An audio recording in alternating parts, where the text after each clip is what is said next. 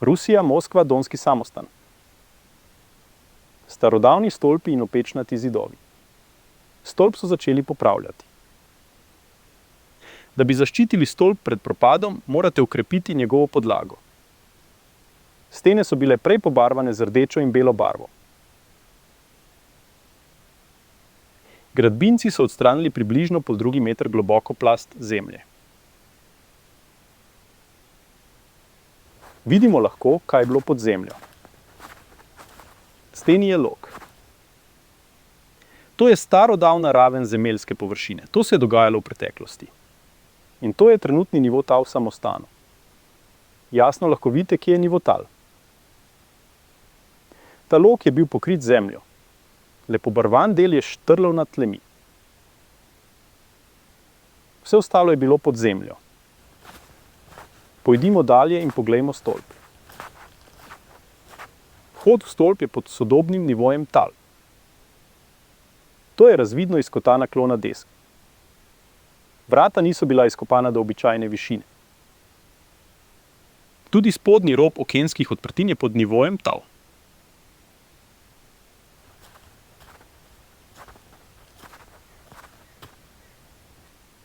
To je raven, na kateri danes raste trava.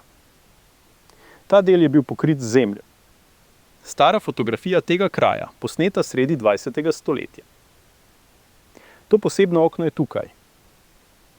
Kopati smo morali do nivoja starodavnih tal. Pogled iz notranjosti stolpa.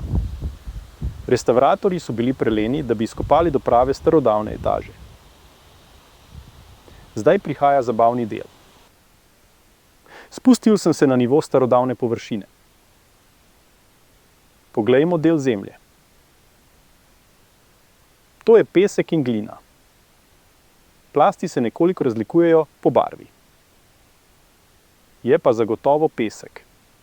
Kulturna plast tal mora biti mehka in črna. Vidimo pa pesek in glino. V predelu tal so črne plasti, kar lahko imenujemo kulturna plast. Toda te plasti so tanke.